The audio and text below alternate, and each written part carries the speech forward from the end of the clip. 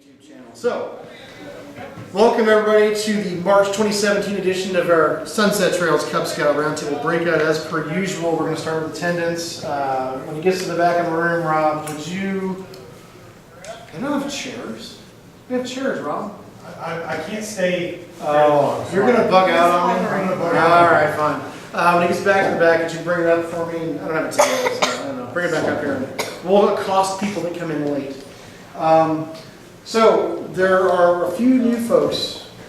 Anybody else new? I think I see all the familiar faces. You guys know why we do attendance. You'll receive an email from me at the end of the day today with a pointer to a location on a Google Drive where you can download all of our slides as well as handouts. There are a lot of digital handouts today, some Excel spreadsheets, some PDF files, all kinds of good stuff. And of course, if you're working on Den Leaders training, Scouters training, Cub Masters Key, being here counts to that, as well as we want to encourage our packs to go to roundtables. There are all kinds of good reasons. Please do sign in so that I can keep track of that. My name is Mike Volz. I'm your Cub Scout Roundtable Commissioner. Daryl is next door teaching people how to be pack advancement chairs. Chris May is here with us today. We are your Cub Scout Roundtable team. If you have questions, concerns, challenges, let us know. We're here to help you make your pack, your unit successful. What are we going to talk about today? I've got some news, sports, and weather on the top of the hour here. We're going to talk about council segments. Daryl convinced me that we haven't talked about council segments yet. I've actually got hard copies for us to talk about really quick because there's some cool stuff in there. And it ties into annual planning, so I like it. And we're going to talk about the Philmont Training Center Masters Track Award. That's a big mouthful because we haven't done that one yet. We're going to cover the April Point of the Scout Law, the theme the National Council's put up there for us. We're going to do a cheer and a game/gathering activity. And we'll get to that. And then finally, annual planning, journey to excellence, and wrap it up with a few final slides. Any questions before I get going? Because I'm on a roll now. I got cadence going. Everybody good? All right, one last visitor. Excellent. So the news, the sports, and the weather. We have a brand new training chair here at the district. He published a manifesto about a month ago. And this includes training for our unit level volunteers all the way up until you'll have this, Ed, in your email. Yeah, but I send it out to the guys in the right now, so I don't forget. I believe it's the same slide I had last month. I've got another slide for you that I'll take a picture of in just a second. All kinds of good stuff. Check out Baloo on June 10th. I'll cover this in just a moment.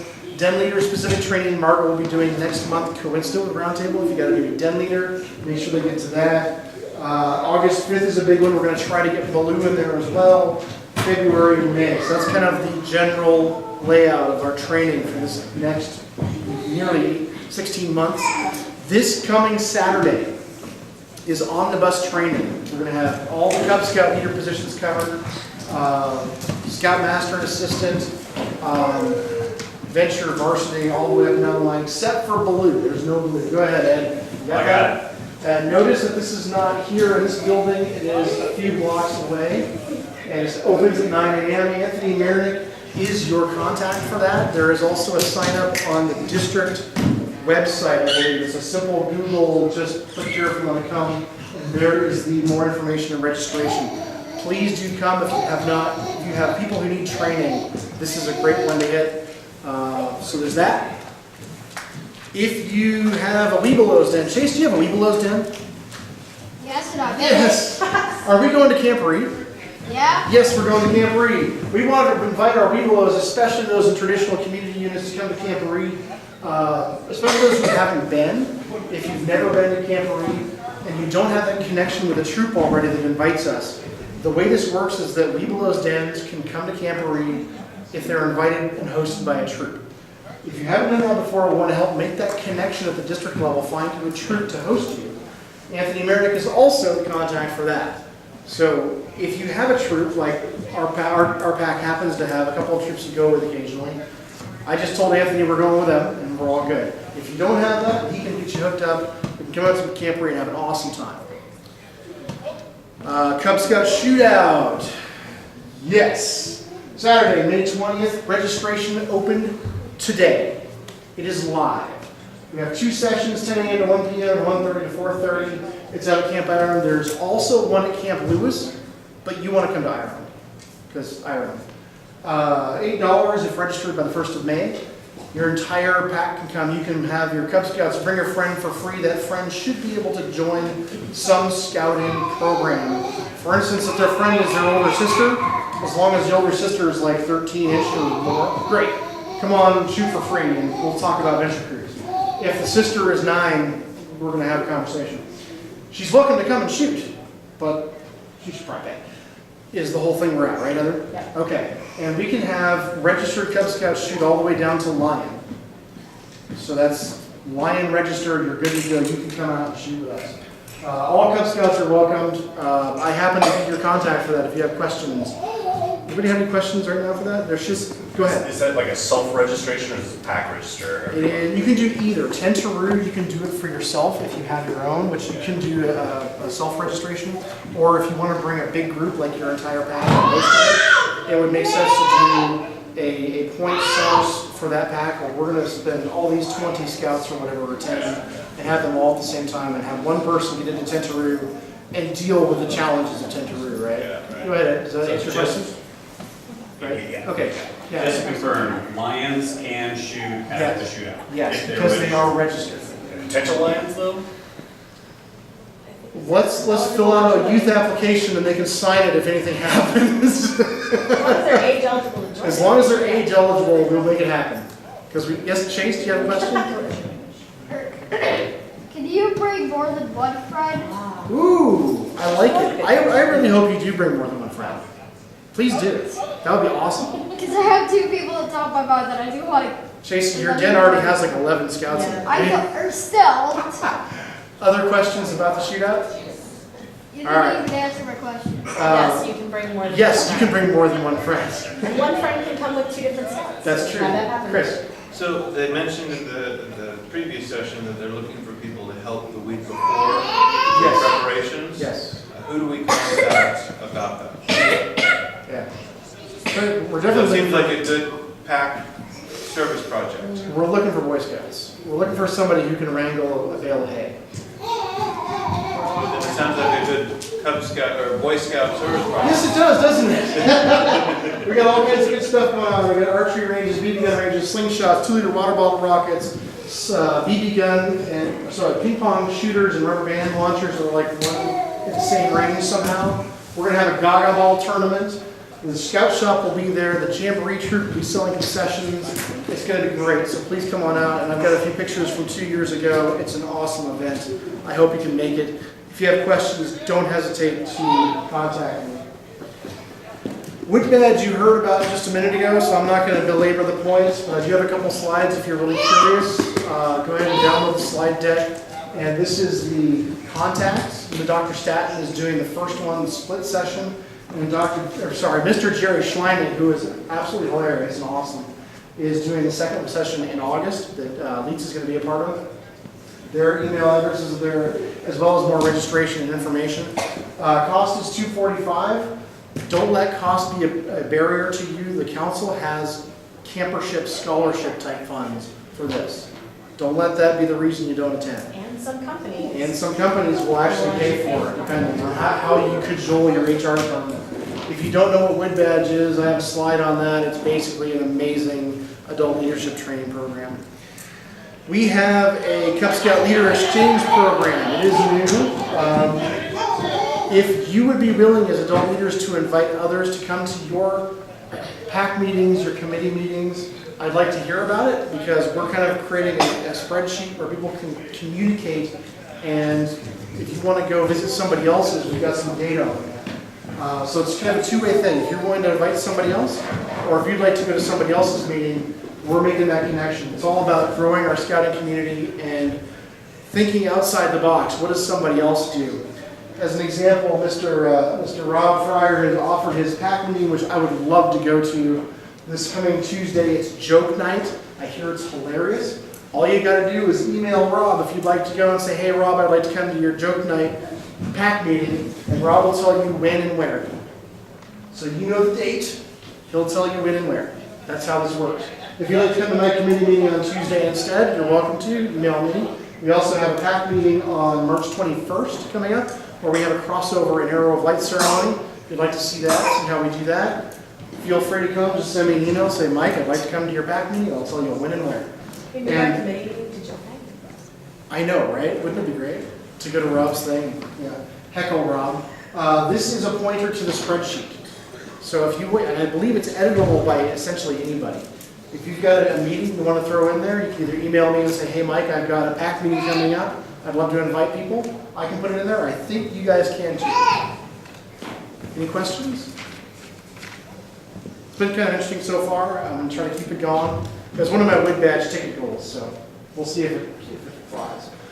All right, let's get back to our primary event, our feature presentation. I'm going to start, I usually talk about awards. I'm going to pass those around. You know what those are all about.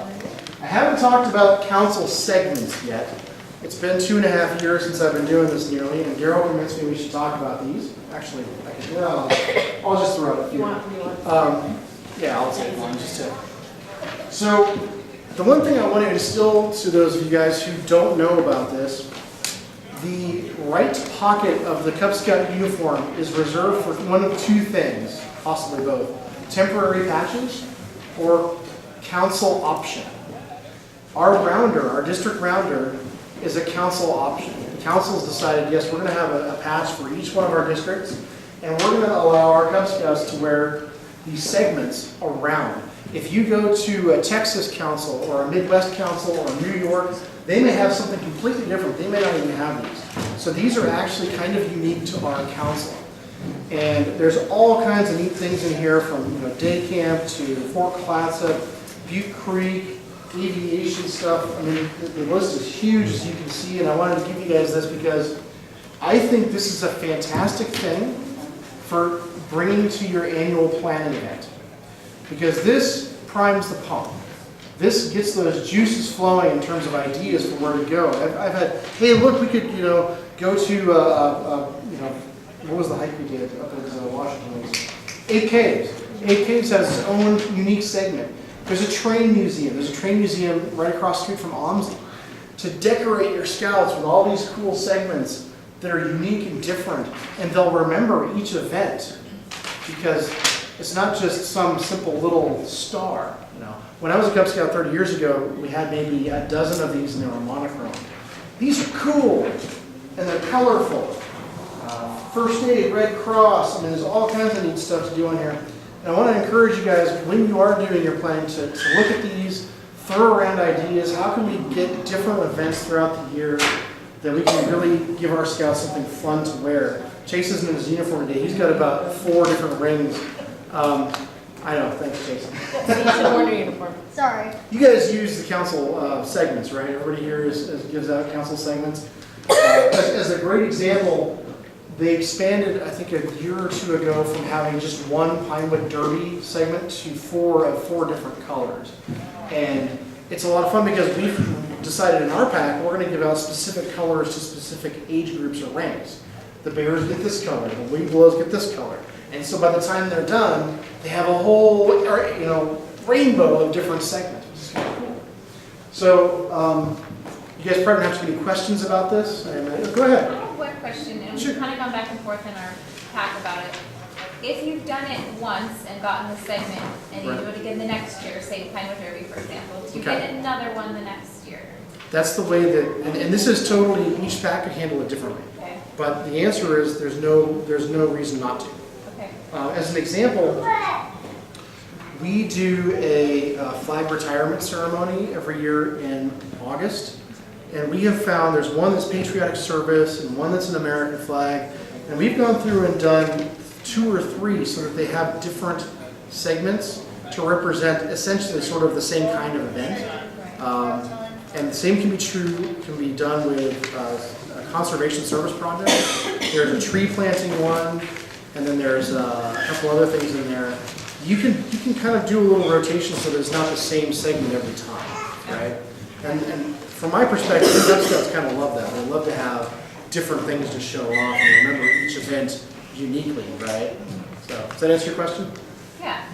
Okay, anybody else? It's just up to your parents if they want to sew duplicates on the They uniform. are a pain Easter to sew on. I'm not going to say that. Parents are like, Bad Anything magic. that's a duplicate. If it's a duplicate, I don't sew it on because there's Yeah. too many. That's what I take too, is if my kid has 3 or 4 stars, he's gonna get 1 on his uniform. Right, it's done. The rest are gonna be in a box. There's some kids that viewed last year that they'd done like 2 rounds around the pocket, Yeah. and then their back was, their entire back. Oh my goodness. I think I have a picture somewhere, because I had to take it, because it was just like so impressive, these kids had entire backs.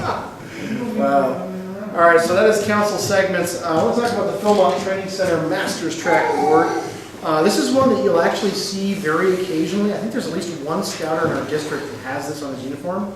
Beware, it is the red, not on the yellow background. If you see others on the yellow background, like white on yellow or yellow on yellow, those I believe are both retired Cub Scouter awards. So this one is for basically anybody who volunteers, Cub Scout, Boy Scout, varsity, venturing, Sea Scouts, whatever, and they really believe in this training process. And it's, this was created back in 2008, which is why it's, I have to have gone to Philmont to do this training after June 1st of 2008. That's why that date is there. To earn this patch, you must complete the first track. In the Master's Track knot, the Scout leader must complete the first and second tracks, and then the Master's Track device, you get a special pin to wear, is the first, second, and third part. So you'll see there are 3 parts to this. The first one is pretty simple. Go to the Philmont Training Center and go for a week as a participant. I hear good things about this. I've never been, but they send me a flyer every year. It's all kinds of fun. And you get the rounder patch. It's awesome. Second track is attend an additional course, usually later in the year, and then recruit some people to attend as well, either with you or additionally in some other thing, and then teach a course either at the district, council, area, or region. So that's the second track. And the third, there are 2 parts. Attend an additional third course, which now we've gone to Philmont a lot, right? And then recruit 3 people to attend as either summer or fall conference, or serve as faculty. That's where you get to wear the device. So you will see this occasionally. And I think I have a link back here to more information as well as the progress record. So something to know about when you see that out in the world. This is something that you'll see. And if you're really into learning how to be a more effective scout leader, you can take your family down there for essentially a vacation. I haven't yet because I need to do that. And That's not the actual trek, that's not the actual. That's not the actual trek. It's actually more of a, It's like a, I wouldn't call it a spa experience, but it's more of a vacation. It's fun. They have things for all people of all ages. If your spouse isn't a scouter, they can go do a thing while you're in training, and your kids, if they're scouts, boys, girls, whatever, the whole thing. So go check that out. That's a lot of fun. Okay, we are in March. We're looking forward to April. The April point of the Scout Law is Thrifty. I like Thrifty because it's really easy for us to imbue to our scouts what Thrifty is. We don't waste our money, our time, whatever. We work to pay our own way, usually by doing things like fundraising. We save for the future. I like this one too when we're doing conservation projects. Earth Day is coming. Great day. It's a Saturday this year. Great day to do conservation projects. We conserve our natural resources. We carefully use our time and our property. As an example of that, one of my fellow wood badgers was creating a series of signs on the Scout Law, and she got to the point where she was shellacking it and realized, oops, kind of goofed that up. The suggestion was, hey, flip it over and use the other side. A Scout is thrifty, right? So that's an example. The Scout is thrifty. Can you just say you're thrifty so you won't have the H? Exactly. We didn't need to use all those letters. You got the point. So that's the Scout is thrifty. I think that's a great one to use if you're a head leader, if you're a Cub Master doing a Cub Master's Minute. It's really, there's a lot of stuff online too to go and talk about what it is to be thrifty. The theme, if you use the themes, is Power Up. And it's all about conserving your natural resources, exploring science of energy, solar, electric, wind, even Cub Scout power. There's a whole bunch of stuff in here in the PAC meeting resource guide I put on the Google Drive. Go check that out. There are cheers, there are games, there are advancement ceremonies. As an electrical engineer, I kind of like this one myself. I like different energy things. I took an energy alternatives course in college. I think this is a good one. If you're really into that, if you want to tie in an interesting theme, go for it. If you're not into it, no harm, no foul. Power Up is our theme. Okay, I need your help, everybody. Stand up with me for just a minute. We're going to do a cheer. Everybody stand up. Chase, You can stand up. This is an easy one. This is the good turn cheer. Hey everybody, somebody did a great thing. We're doing a good turn cheer. You just clap and turn around. Yay! That is the good turn cheer. There you go. And I want to give you guys a game. I presented this one about a year and a half ago, but I saw it done 2 days ago, and I liked the way it was done just a little bit differently than what I presented, so I want to tell you about it. This is called the Sleeping Guard game. I'm sure some of you have heard of this. It's also the Sleeping Pirate, the Sleeping Ninja. There's all kinds of different names. And there's a link here to essentially where we found this. And it goes a little like this. You have a group of scouts. You choose one to be the sleeping guard. And they need to either sit on the floor or sit on a chair right next to a couple of things that people are going to try to steal, treasures. It could be a box, it could be a ball, it could be whatever. Something almost within hand-reaching distance of that Cub Scout. And they will be blindfolded, and then they'll be surrounded by thieves. So the blindfolded sits on the ground or in a chair, as you'll see in just a moment, next to the object to be stolen. The thieves start from a distance away and approach the object quietly to try to steal it. They must walk, not run, or in this case we actually had more of a crawling action going on. If the guard hears the thief approaching, they point at them, and if they point correctly, that particular thief is out. Has to go back to where they started from, and then another thief gets to try. And I did this with a bunch of tiger cubs about 5 months ago, and it was, as you might imagine, with tiger cubs, a little chaotic, because I didn't fully understand the game. I saw it happen on Thursday. Chase, you're in this picture. Where are you? That was Tuesday. Not Thank you, Thursday. Tuesday. Thank you, Chase. Today is What you'll see, Tuesday. this is used as a gathering activity. This actually works well as a gathering activity because people can join as they come in. It can also just be a game, either way. So I'm saying game/gathering activity. And we had a joint gathering activity with our wolves and our webelos. And this gentleman right here is running the game, and we have the sleeping pirate, sleeping guard here. And what he did is, as you can see, he circled around him. And what he did is, you'll see our sleeping guard is blindfolded, they don't know what's happening, and a couple scouts have their hands up because they want to try to steal the treasure. So what he did was he selected one scout each time to try. Everyone got quiet, they raised their hands, and the sleeping guard didn't know what was going on, pointed to a Cub Scout, and he very carefully tried to creep in. And sometimes they got caught, and sometimes they didn't. The neat thing about this is a great gathering activity for a den leader with a headache. Nice and quiet. The challenge is, this does not use up all of that energy, all the angst. It does not get the adrenaline flowing, the blood pumping. We had a great discussion back in September, October about scouting with special needs and how some of our scouts really need to work those big muscle groups before our den meetings so they can pay attention. This isn't going to do that, so be aware of that. It worked for a group of 10, 12, 14 or so. It can work for less. I wouldn't do more, yeah. My troop used to play this game all the time. Okay.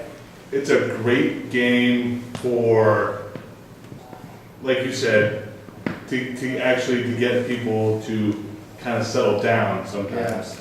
Because it gets them quieter thinking and, just, so it's a great game to do before closing. Okay, yeah, absolutely. That's when we would usually always do it. I mean, we played it like every week almost. Because it was easy. All you needed was a blindfold and some keys. And something to steal. It could be a ball, it could be a box, it could be a set of keys.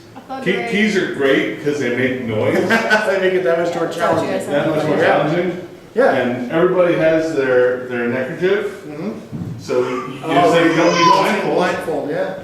So, yeah, thank you. And I wanted to say that one of the great things is there's not a lot of setup here. You don't have to bring a lot of stuff, and it's easy to throw together really quickly. So that's one of the things. It just doesn't burn those big muscle group things. So any questions about games or things? You guys learned something good, hopefully? I really enjoyed watching this last Tuesday. Thanks, Chase.